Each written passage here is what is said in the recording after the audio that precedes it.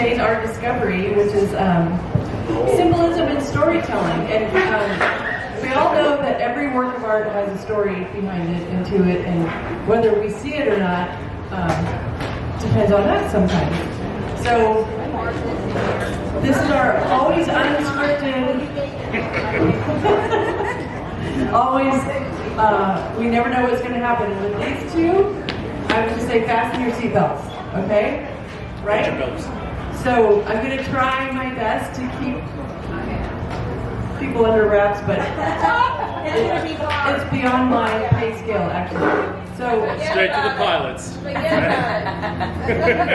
Please move to the back. Yeah. All right, so we're gonna have some fun, and when putting this together, frequently, sometimes I make up the schedule and tell people, hey, I need you for this, and other times I have artists say, like Gabby, like I would love to do something about symbolism in art. So this is a combination. I say by the broad stroke first look, Pete is the storyteller in his art. He also has symbolism, and Gabriela is definitely a lot more symbolism that we need to discover. So today, Gabriela Aguilo and Pete Tillack, both Californians today. So we decided to put the thorn between the two roses so we can keep an eye on it. So now we love Pete, we love this. So today I think it's going to be really interesting. We're going to delve into the hidden messages maybe, or the sometimes not so hidden messages, but these two both are very, especially Pete comes off as kind of funny and handsome and silly, but I promise you there's a lot of depth there, and Gabriela is... Thank you, ladies. He brought his own fan club. So, and Gabriela is going to keep this on the elegant side, I think. So, with that, I'll start with Gabby. Could you give us just let the audience know a bit about your background and how you came to be an plastic artist with great symbolism? First of all, I think this will be an adult version of the lectures today. Thank you for saying that. Okay, so I'm from Argentina, and I do come from a long line of storytellers, Sicilian, French, and Spaniard, and some painters that are in there. For me, wait, what was the question? Well, just a little bit about you and how you came to be this beautiful artist. Okay, so I've always been an artist my entire life. From the moment I moved out of my parents' house at the age of 18, I've done nothing but make one beautiful object after another to sell and to share with the world. I started with clothing for the music industry, for one-of-a-kind art to wear, for Paul Abdul and all kinds of people. And then worked in glass and painted. Also, really that became like a journey into storytelling where I had an actual two-dimensional image that I could portray really my soul's journey to the self. I want to tell the story of how my dreams bring me knowledge and love and wisdom and show me who I am. And that has taken me to encaustic. I worked in stone for 13 years, but it was very hard on my body, and I was craving color. Really wanted to be able to have the freedom to do whatever I wanted on that blank canvas. And that brought me to encaustic for a few reasons. One of them is it's very dreamy in and of itself. It's if you don't know what an encaustic is, it's pharmaceutical grade beeswax with 10% resin, so it will never melt in your home, and pigment mixed together, molten. And in and of itself, it has like an alchemical magic to it, an ethereal feel that's calming and relaxing. And in a way, my paintings are trying to put you in a dream, in a meditative, restful place that is, for me, love or truth. two things I value very much.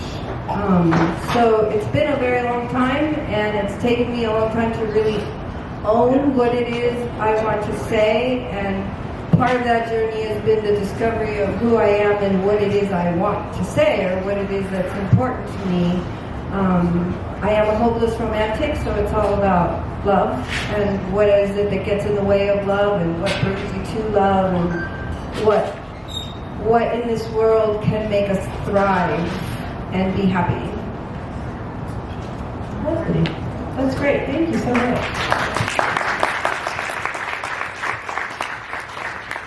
Well, Pete, let's hear a little bit about you and how you came to be. Well, firstly, I almost wore the same boots, and that would have been really embarrassing. Yeah. Now, Gabby comes from a line of storytellers. I come from a line of bullshitters. Right, so it runs in my blood thick. So, I am from Australia, so it's the 3 A's here, right? There's a lot of A's. So, I had no idea about being an artist for a living, because that's not one of the things in Australia. It's not really pushed.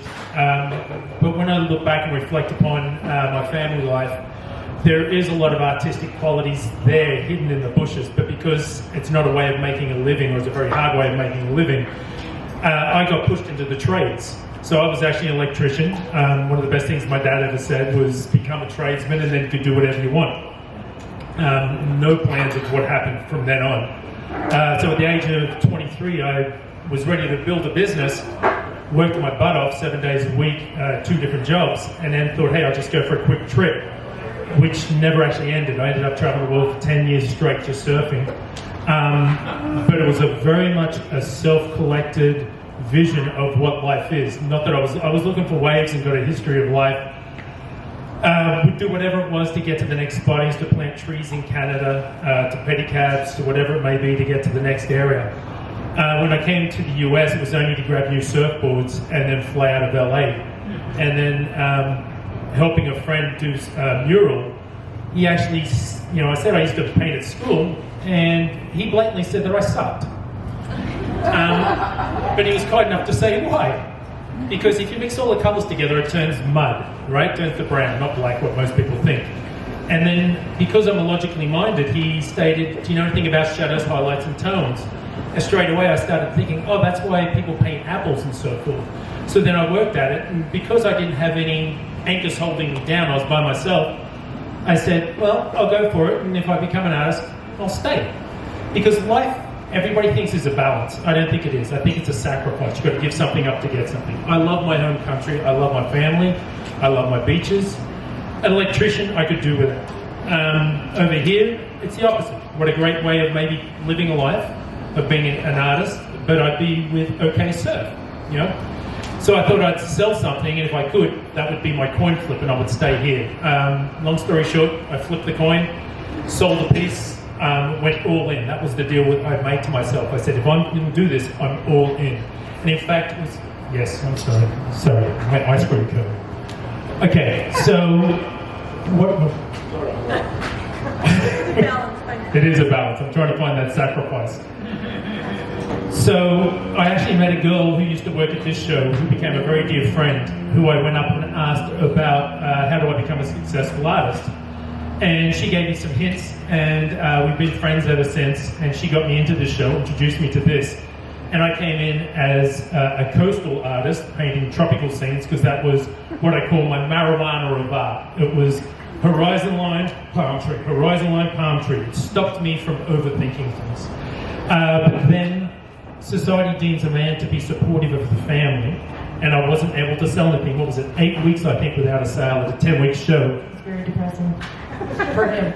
Well, it was depressing for the people around me because I had too much coffee and no sleep. Yeah, no, it was fun. Yeah. But here's what I realized. Because I overthink things and I'd always try to escape it, it gave me a chance to reflect on stuff. And it wasn't the jealousy that people around me were selling. It was the fact that I wasn't connecting with the people who were coming here. And so I'd been looking for my own voice. And I started reflecting on a photo I'd taken from years ago where I put a couch on the train track just to have some fun. And I started painting that live, and through my frustration was shooing people off. You know, my sarcasm was coming out. And then I realized, hold on, people are connecting. So if people are connecting, I have to use the gift of the gap to realize why I'm painting this, and then to connect with them. And it was just me coming in terms with my own inner self, my own personal emotions. As Susan stated, I used my humor to escape my own feelings. And that's what was coming out on the piece, and it became my story, and it changed our life as a family. Absolutely. No.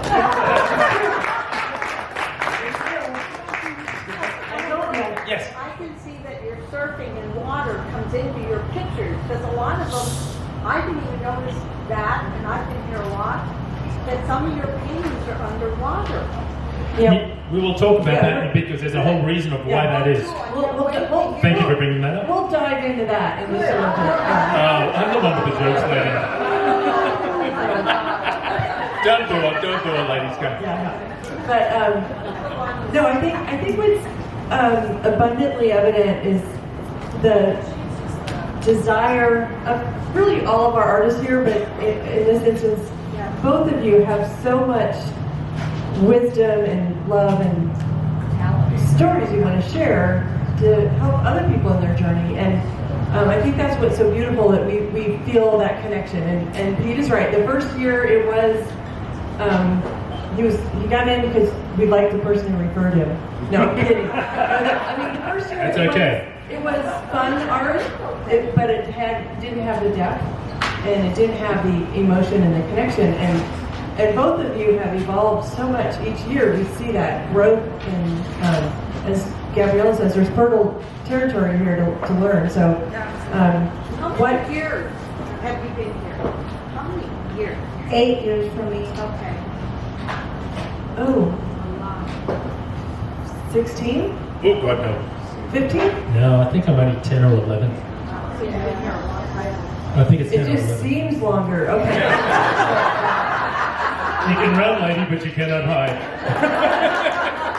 But I'm 10 years. 10 years? 10 years for Pete. Okay, thank you, Doug. Somebody has to know something here, because I don't. Thank you, Vanna White. But and it was, the person who referred it was Jennifer Brains, by the way, who's we all love Jennifer. She's doing awesome and doing great things, and we miss her. But now we have the ongoing evolution of the show. And so, Gabby, I would love for you to share.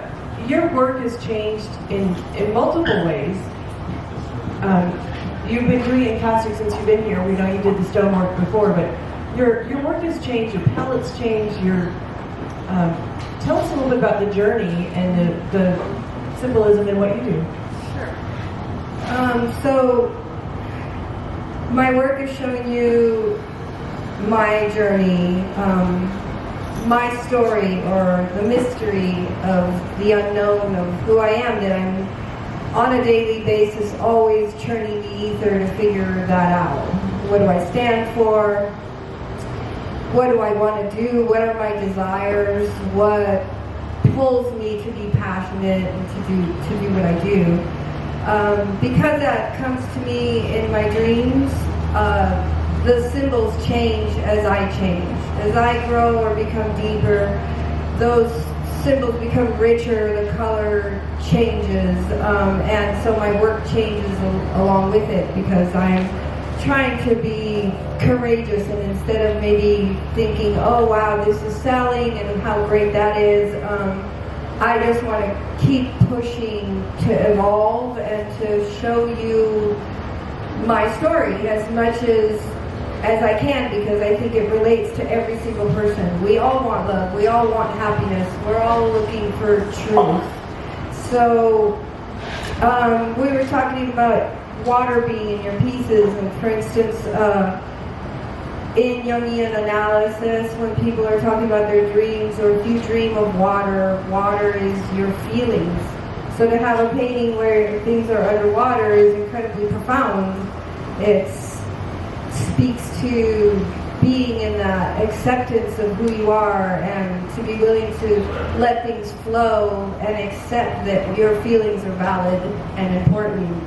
so as I grow to be able to accept that in myself, which takes a great deal of courage to be in that radical acceptance of who you are and to own it, my work changes right along with that. The symbols are beautiful. It's amazing what you will dream. It's amazing the language of mythology and everything that comes up that is storytelling to, in a way, present to you in a cryptic language what is the message of what do I need to know.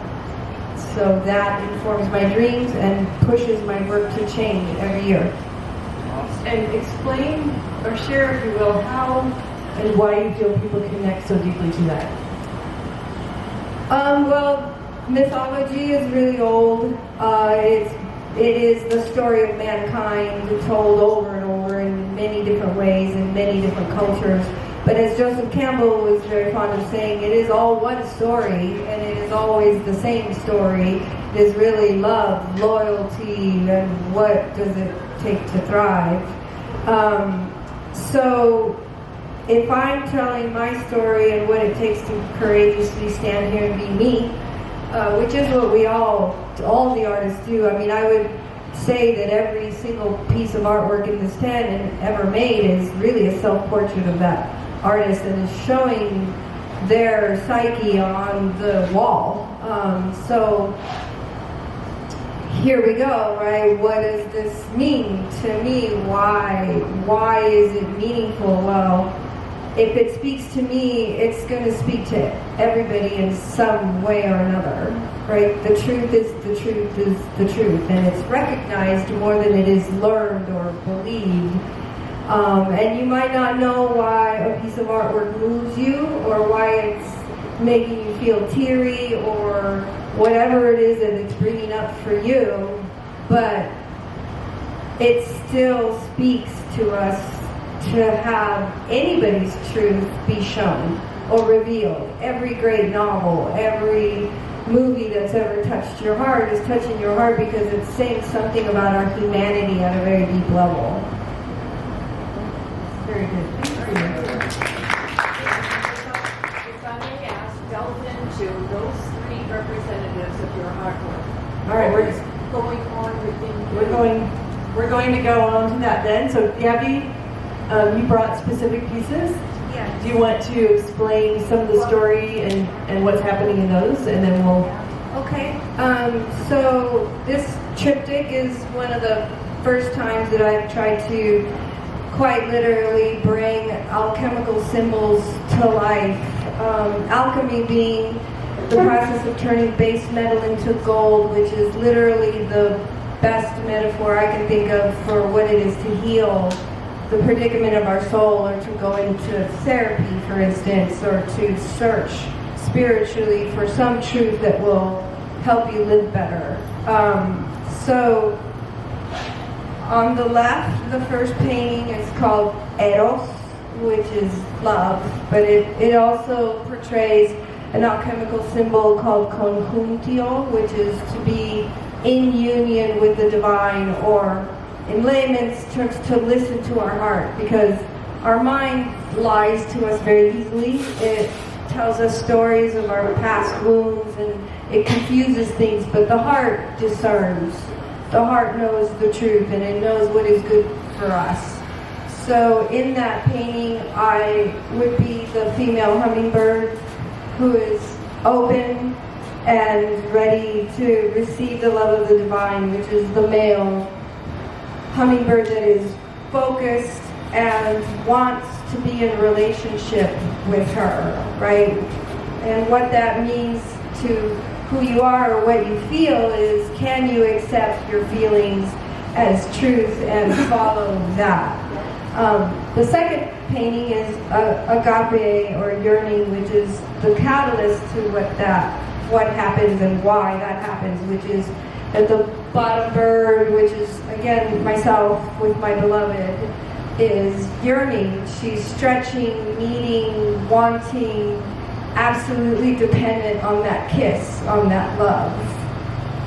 That will go a long way to motivate a person to figure out, what are my bad patterns, what do I need to get out of the way of love. And the third painting, which would be myself, but it's not a self-portrait, but the female form, which would be the female hummingbird. It is vulnerability. That is what it takes. Am I willing to feel my feelings? Because you cannot heal what you will not feel. And she is tense and nervous, but she is submitting to that bond between herself, her own self-knowledge, her own wisdom. She's disrobing, meaning to let go of ego, to let go of all of the things that in the world seem important but aren't as nearly as important as love and what it takes to have love.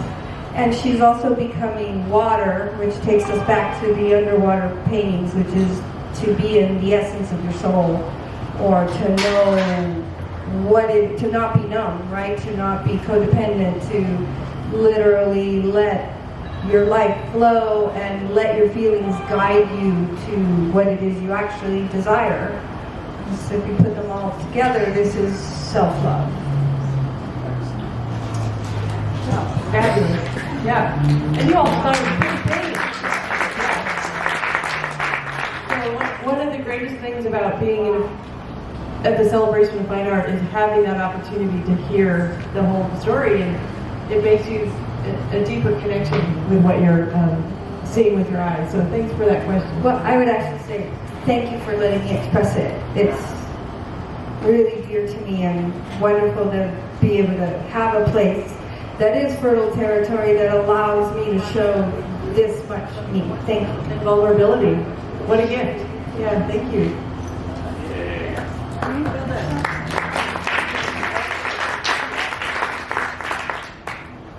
Let's talk a little bit about some of your storytelling and symbolism. And you are just as deep.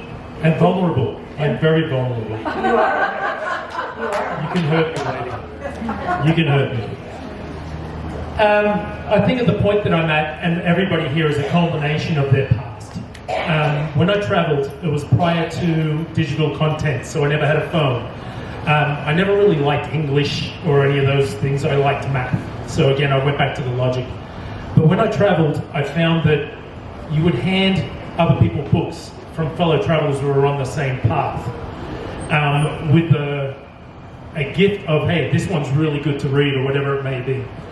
And so I think about a lot of those past books that I'd read, and one of them was the Father of Spin, which was Edward Bernays.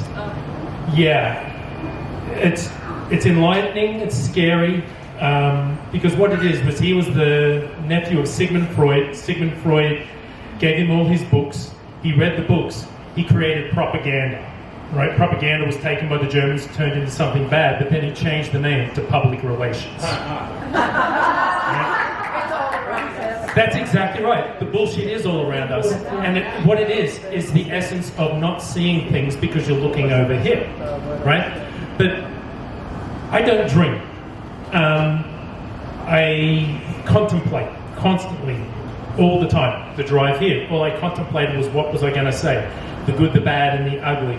Another book that I liked reading was from David Gray, Men Are from Mars, Women Are from Venus, which was a great one for relationships. But it was more the point that he would go away on a monastery and spend 8 days or something by himself, just thinking in his own head. Now, I did a few jobs. Like I said, I tree planted. So what you do is you think about things over and over again until finally you've thought about them in a certain manner that you don't have to think about them anymore, right? So I constantly contemplate. And the truth, being true to yourself, is an ugly thing, because we want to hide certain things, but you cannot move forward unless you're true to yourself, true to your failures and so forth.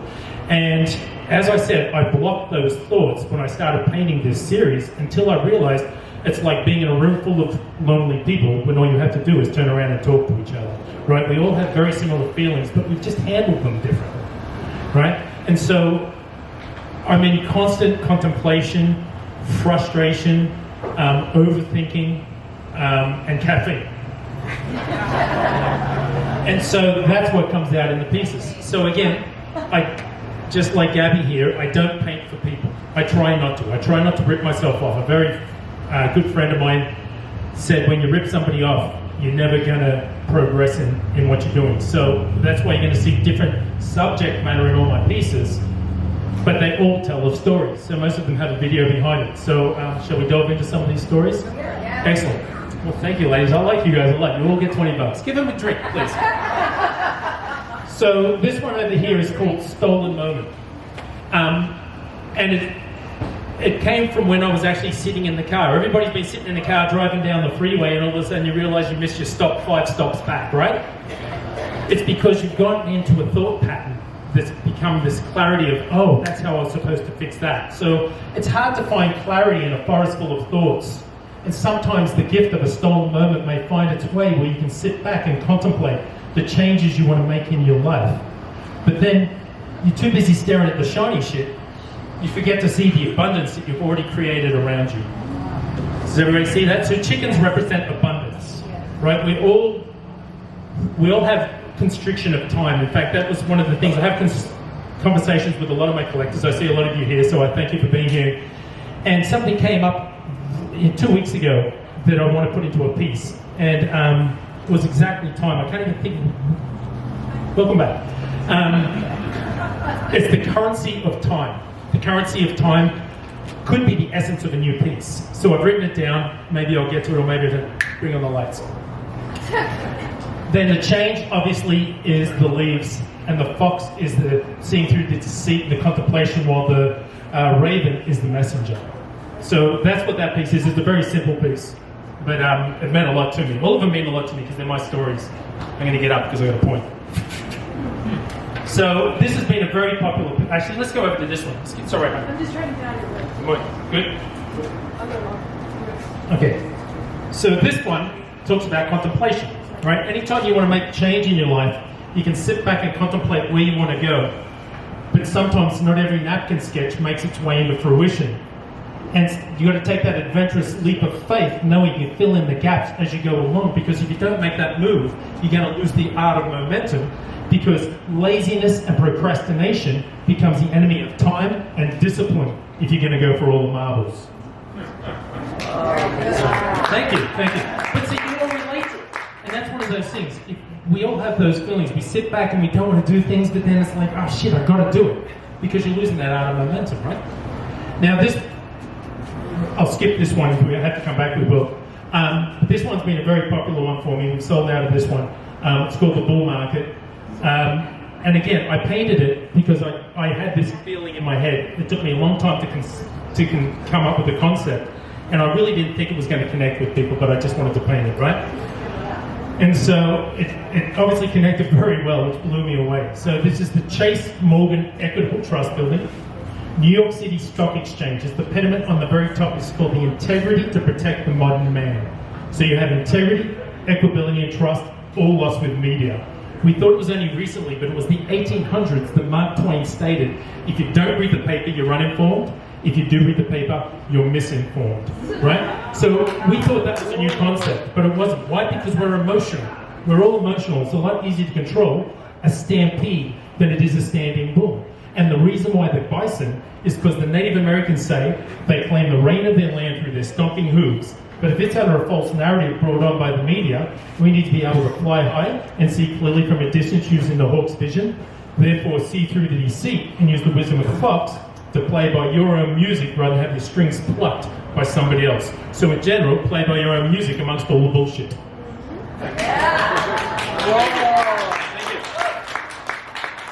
So I get a lot of where do I come up with the ideas. So I research things. You know, the internet is one of the greatest gifts, because if you remember when we were young, we had all the encyclopedias and it would take us long to get through that. But it was only one person's pretty much opinion written in there. These days you can search things on the internet. So as I was going through painting this piece, I found out I didn't even know what a pediment was, right? And I found out this is the pediment, the integrity, thank you very much. The integrity to protect the modern man, right? So integrity fell perfectly into place. And so a lot of the times I'm contemplating as I'm going through, bringing up the story, and things fall into place. For this one, I was looking for a symbolism for, what was it? The chicken's foot is discipline, right? Because he stands on all the chicks and he brings them all together, but he doesn't hurt them. And then right underneath it, I happen to see the image for philosophy. And when you put it together, it becomes a symbol which blew me away, because it's very similar to the tattoo that I have. This comes back to the truth, right? Because sometimes you see things you want to see, but it conflicts against what you're actually thinking. And it's only those who are able to, I've got pieces written on it and painted about that. But say, this is the new bull market. I brought this in. But, oh, look at this. Thank you, Ivana. But it sort of shows that as I'm moving forward, I already have the idea that where I want to go with this. And it's going to have the record player with a scratch in it, because this stuff keeps playing over and over again. You know, it's going to have the knot around the horn, because if you remember back in the day, we used to say tie a knot around your finger so you don't forget things. Right? It's going to have black with white bulls over here and white with black bulls over here, because there's no difference, and each one thinks they're destroying everything. And then you're going to have people walking through, oblivious to everything. Now, the story hasn't... Thank you. The story hasn't completely evolved yet, because it's sometimes as long as what the actual piece takes to paint. But that's just to give you an idea of where I come up with those sort of things. So hopefully that gives you a little insight. Thank you. Yes. I don't know if this is on or not. Can you hear me? Oh, I'm on, honey. Okay. Oh. I wanted to share, because one of the Make the microphone close so that one of the things that you pointed out with both of you in your art is it inspires you in a certain way. And when you put it out there, you do not know how it's going to be received, or if it will be accurately received. But what is accuracy? The first painting that you pointed out, I think of all the fairy tales that I was read as a child, with the animals, the Beatrice Potter and the Queen Bee, and it's all here in a forest, and it gets lost in the forest. And do you believe the bird, or do you believe the fox? We've heard about the fox in the hen house, right? So what is real? What is to be believed? What are you holding accountable for the truth that you attach yourself to? The second one, Wall Street. You talk about the stock exchange and Chase Bank. Those two giants are protecting each other, in my mind. The run on the bull, that's for a season, and then we know the bear market comes back. The player piano in the middle, it's actually not a player piano. I was expecting to see the key depressed, that we're the spin, we're being like the tail wagging the dog. Yes. And instead, it gave us a glimmer of hope, in spite of, amidst all of that so clutters our mind, we still can play our own pianos. yeah. Well, I think you just summed up something you didn't realize. This is what our art does. It inspires people. We didn't mean it to do this, but it inspires somebody. Now, you just saw, oh, it's bull market, great. But now all of a sudden you're reading into these, and that, you know, both our works and quite a few other artists who are here, is exactly right. You see more when you're looking at it. It's like an education without us being teachers, if that makes sense. We're just educating ourselves in its own way. And that's what this connection is. So we're not actually selling art, we're connecting art. And that's one of those things. You come in here and you might have a different story. I'd say you're wrong with my work. Number one, I've worked hard to put everything there for a specific purpose. And I think back of when I was young, I remember a song, Bye Bye Miss American Pie. Okay. Don McLean. Okay, I'm Australian. That's not a, that was a song that wasn't, I didn't quite understand it. But when I started researching it, over the many years past of hearing it, I realized the story behind it, and all of a sudden I became more connected because of why it was written. My story then got trumped by the true story, right? And so I have videos on all my pieces for that exact reason, because I put stuff there specifically. You have videos? I do have videos, and videos of the artwork too, sweetheart. Whoa. My question is, I see the underwater stuff, but because we're in aviation, we see the goggles and what is out there? What can I find? The question, planes. Yeah, the question is the underwater scene and why the goggles. Okay, the goggles represent adventure. That's us. Right? That's exactly right. By the way, these ladies are pilots. Just so you know where it comes to. Okay, you're not. Okay, move aside, lady. The other one's a pause. You're good. The underwater, I think of failure, right? Because every time you fail, you're underwater. But life is like a pool. If you don't go for something, you're never going to understand or learn to swim. So you've got to jump in. And if you understand that failure is a lesson in life, it's like when you throw the ring in for the kids. They're having fun grabbing that ring, but what they're really doing is they're learning to swim. Right? And I have a whole piece on that called perspective. So it's really how you look at it. So don't ever fear being underwater, is my point, because you can always get back up if you're willing to jump for it. Very good. Gabby? So, hello. Okay, so the amazing thing about a symbol is in a world where there are many, many, many symbols that stand for a lot of things, a symbol can really only hope to approach a hint of what it is it's actually pointing at. Even if we just take Christianity, for instance, and you've got a cross in and of itself can't really speak the truth of what that entire story is.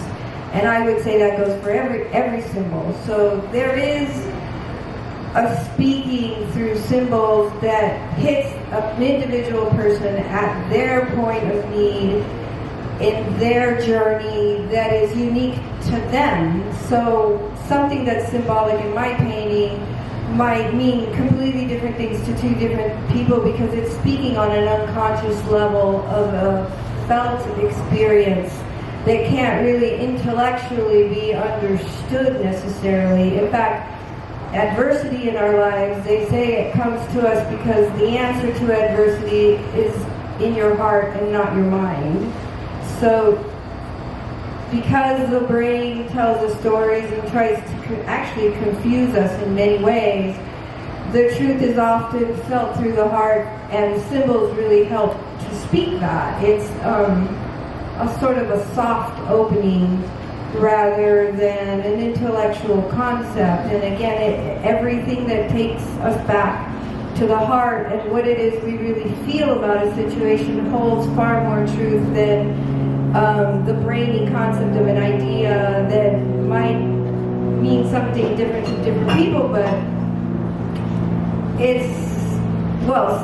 the symbol is really a truth that speaks on a level we don't always understand intellectually. I'm not sure if I explained that quite right, but I think I'm kind of getting to the point where you can see like that the symbol is speaking to something that's sort of around the corner and can't be quite grasped, but it tells you which way to walk. I think what's really fascinating with both of you too is you're telling your story and your experiences, and you know what they mean to you, but the beauty is that everybody else can connect and read the story that's meant for them. So they may not know everything that you're trying to say, but you'll pick up on what you want the story to be. And I think that's the beautiful thing about art. So it's fun to know the story and also to let it be create your own story.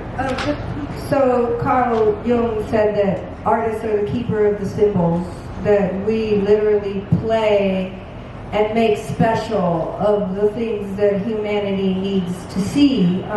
When modern art came about, I think that a lot of psychoanalysts and philosophers began to think that what does this mean? Does it mean that God is dead? What does it mean that all of a sudden artists are making these abstract images? Well, Jung thought that because religion is maybe a little too generalized and not specific enough for each person to give them the answer that they need, artists were all of a sudden spontaneously coming out with symbols of their own that would be later defined, right? Like, so we are literally channeling the unconscious on the page, and you are finding the talisman that your soul needs and your heart wants. And it becomes a sacred object in your heart, in your home. When you fall in love with a piece of artwork and you bring it home, there is an underlying reason and a magical mystery to that is unknown to you and unknown to me. But over time, those things will seep into your soul and help you in some magical way. In the same way that there's power or juju in dreams, right, that has just a certain magic to it that we can either choose to ignore quite easily, or we can move towards that, towards what it is artists are shamaning into the world, what it is we're trying to birth. There is this tension between what I know, the loving daily practice of my craft that makes me knowledgeable and gives me a base to leap from, but what it is that I'm trying to show or let come out of me is a tension, uncomfortable point that is literally being birthed from that platform of my knowledge into the unknown. That's the magic. That's the way the symbol works. So whatever it is that you're painting that might be unbelievably meaningful to you might also put a light bulb over somebody's head, and they might be going, oh my God, aha, like I get it. I know what I'm supposed to do or which way I'm supposed to go. Excellent. And I think you have shared in a very real way how you've changed and how your work has evolved over the years. And I'm curious how your work has changed you.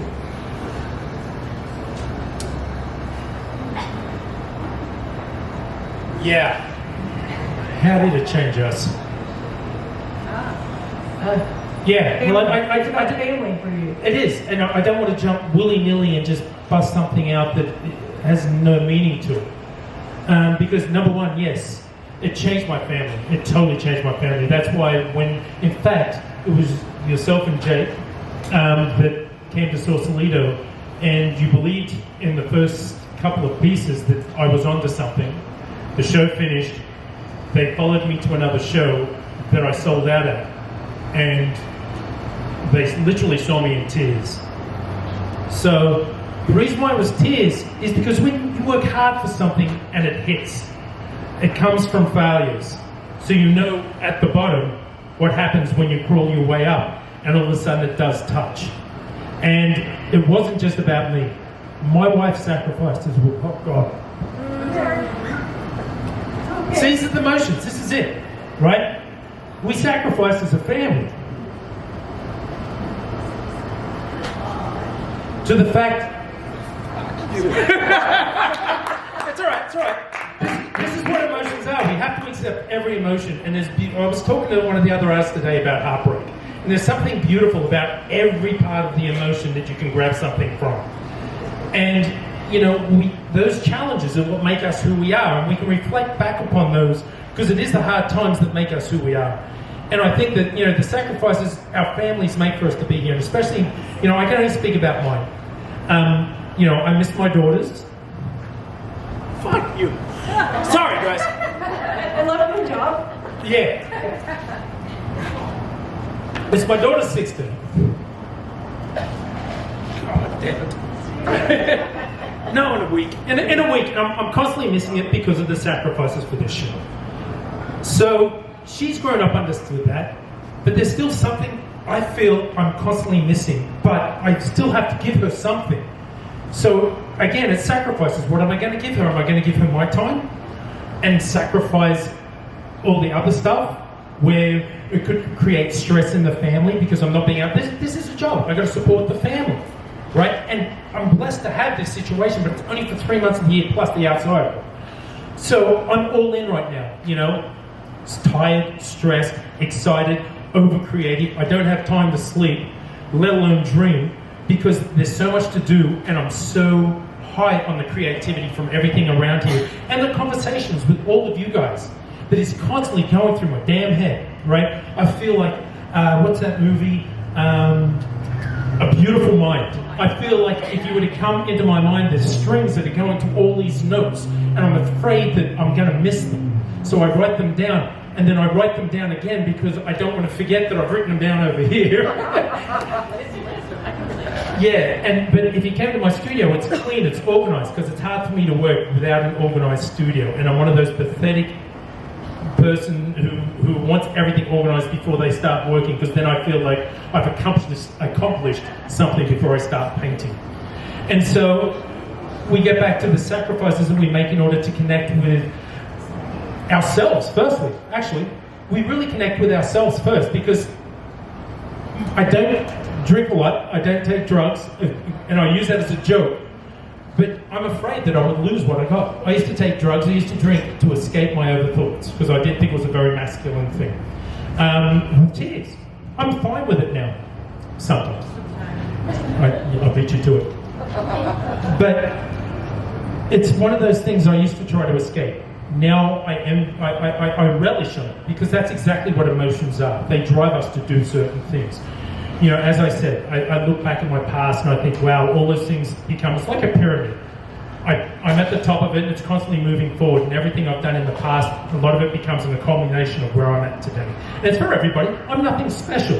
It's just that I'm able to focus it on this. And a lot of people, that's one of the connections. They're like, yes, I do feel like that, but the problem is that you're so busy doing other things, you forget to stop and think about why you're nervous or why you're scared to do it. In fact, my daughter and I are talking about this right now. Chill. And I have anxiety, obviously. I control it in many ways, and I'm happy about that, because it means that something's important, but I still have to be able to control it. And so I have very deep, meaningful talks with my daughter about this, and I think, wow, if somebody had that when I was young, that would have been great. But back in the day, that wasn't a thing. The masculine father would come home, sit in his seat, and just say, the channel is mine, and turn on the TV to his channel. That's his seat, that's where it's at, right? Because that's what he portrayed. But I know where my dad's heart was, right? He supported us. And so I'm trying to create a different relationship where I allow to see faults. Why are we not allowed to see faults, right? I don't know. That's a great sentence. I don't know. But let's try and figure it out. Well, let's look for it. Young can teach the old can teach the young. I would say, Pete, that I've watched you soften in a beautiful way. That's from the candy. And if you're teaching your daughter anything, it's to be passionate. And you're right, there is no passion without sacrifice. It's a really, really amazing thing. We are standing in a tent with 100 people that all passionately bring their best. They are all, excuse my French, badasses. They're all amazing, and they are in their heart doing the things that drives them to breathe, to want to grasp the world in such an amazing way. It's everything, right? Yeah, we shouldn't be afraid to feel. That's what this entire thing is. The artwork is food for the soul. This place hopefully inspires everybody to live a passionate life, not just us. Right? If anything, we're just pointing the way or trying to live it, to own that passion. Shining the light. Yeah. I would like to actually add, the only reason that tent is like that is actually from this lady here, who actually gets people like that. Because not every artist feels that way. Oh. You're welcome. $20. But it is. This is a very personal tent. You gave me a chance, and that's because of what you saw, right? And who you knew who I was, but just didn't have it in the art yet. So that's part of this combination. But there are a lot of artists don't have those feelings. I remember reading a book about an artist, and he was selling pieces for $20,000, and he would just throw a can of paint on the piece and say, okay, let's go to lunch, there's 20 grand. I don't want to be that guy. I don't want to have no feeling in my work. I've dug holes before. That's not exciting. It's fine. There's nothing wrong with it. I've got no problem going back to it, but I've seen what I've done and connected with people, and my only setback is trying how to connect with more people. And I'm constantly trying to do that and trying to figure it out in my head. And what is life without a challenge? And I'm constantly facing these challenges and putting the challenges in front of me, and I don't want to veer away from them. And I have to look at my own stories and realize that those fears are causing me to hold back. And I have to step up and do that sometimes. And we all need a slap across the face sometimes to just make things happen. I think, although it is a sacrifice to be here, and I know that Lizbeth and Chili sacrificed having time with you, but the gift that you give back to them through the example you're setting of being true and dedicated and disciplined, and you do spend time. You know, you connect on that level. I think it's amazing. So I mean, I've watched that growth happen, and it's really exciting. And you know, hopefully everyone feels that.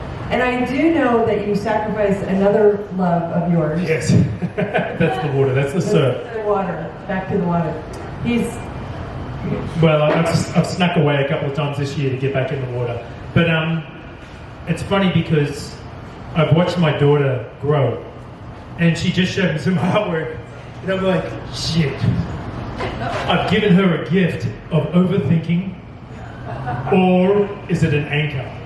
Because what she just created was impressive, with such deep thought, and at 16, and I'm like, oh my god. I don't know whether it's a good thing or a bad thing, so we're going to see how it goes.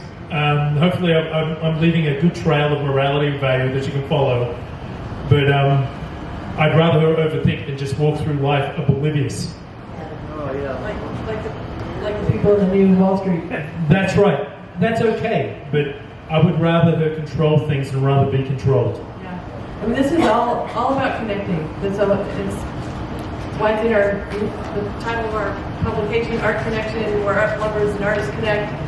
That is the deepest thing that this show has offered to people, is that opportunity, and for you to express and evolve and grow, and people to connect with that. And with that, I'm sure we might have some other questions from the audience. So, we've got Ned and Indiana.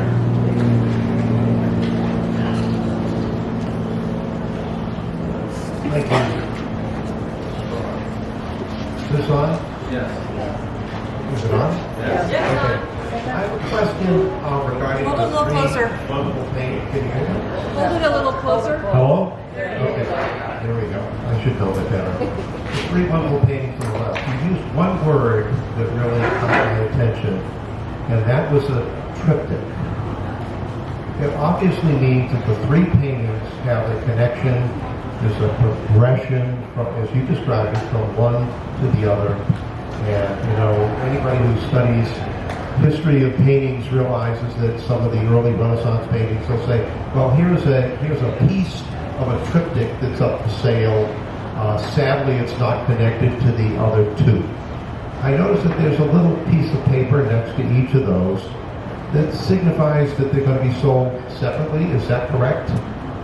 I would love nothing more than to have them be sold together, but I also feel that there is a truth that each one holds that might be meaningful to a person, and I would not want to stand in the way of anyone having the thing that will speak to their heart. Okay, So, but there is a progression there, though. yes, it is You would what. love to see somebody recognize that it goes from the birth of life all the way through to the piece of the life. So if they are, I guess my question is, an artist, have you ever created a triptych where you meant it to be a legitimate triptych where everything is sold together, or is each piece significantly separate? There are a few pieces that I own that are private collection, not for sale. If it's like that, then I just own it.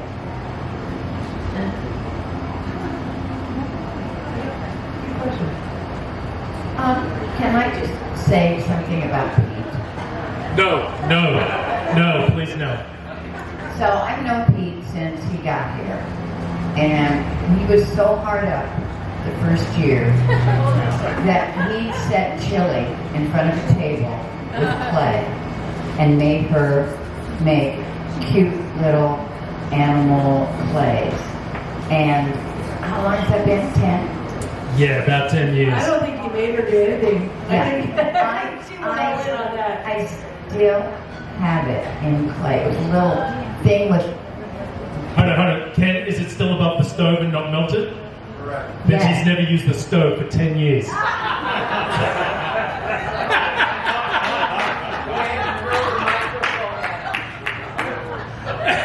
Don't come at me with that attitude.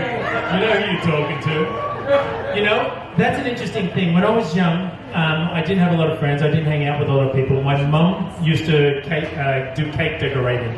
And so she sat there and had me doing flowers for the cakes. And so to have my daughter started doing that was awesome. And yeah, it kept her creative, away from my booth, but also gave her a lot of skills. And I remember when she was so excited. You owe her more money, by the way. But but she came down and took all the toothpicks from down here and stuck it in the back of a clay thing and called it a porcupine. Chili has been an entrepreneur since the day I met her. 1 year she was taking rocks out of my courtyard and selling them. Go, Chili! So yeah. I think we By the way, Chili is my daughter, if you didn't realize. It's Chili. Chili is his daughter. So Yeah, exactly. No, in fact, Chili is my old nickname. Okay. Yeah, so she got my old nickname because it's a real pleasure, but the next day it's just a pain in the ass. I said it was going to be an adult. Okay, so yes, and Lisbeth is his wife, who's got a beautiful business of her own, and grace and patience, and She has to have patience with us too. yeah, she does. I don't know how she does it, but she's the Pilates behind her. So good questions. You guys this is like very deep information. We've got another wonderful question from Craig. I just want to thank you guys for doing this firstly. And then also, one of the things, and I know I've watched Gabby and I've seen her work, and over the years, this evolution. Where we are in our profession, what we do, there's an evolution as well. And a lot of it is about responding to what we're going through today in 2023 or 2022 when we started, or 2021. These are time-consuming pieces. And the image that you're sitting in front of is so powerful that I think it relates, at least for me intellectually, to everything we're experiencing today in our social media and everywhere, that there's a lot of problems going on. And you're eloquently pointing it out. It could be bolder. I mean, in some ways you're very subtle. Which I appreciate because it's so opposite your personality. But this is really amazing work. I look at all the pieces, and of course, Gabby's so easy to fall in love with from day one. Just wonderful how you're responding. And I guess where I'm going with that is you're responding to what's this undertone of humanity is going through. The zeitgeist of the time, right? Yes. Well, when I said the artists are the keeper of the symbols, we are literally like shamans birthing the thing that is pertinent to society right now. Even when you see an abstract piece of artwork that has a circle in it, the circle has always been the symbol for God. So how are we not even just simply with that pointing at the thing that is maybe the answer? Whether there's a God or not, I don't know. Right? It could be an alien. There's some consciousness in the world that loves us. So yay to that. And some wisdom within our own self, whether it comes out in art or music or a simple conversation when somebody just happens to say the very thing today that you needed to hear. This is a feast for the eyes and the soul when you walk through and experience everything here. And I want to thank Gabriela and Pete for your vulnerability and your honesty and your humor. And very much, it was great information. And I know we may have more questions, but we've reached our time, I think. Yeah, threshold. Yeah. A lot to absorb, but you guys have done a great job, and thank you for sharing with all of us. And we hope to see you next week at the Abstract Stories.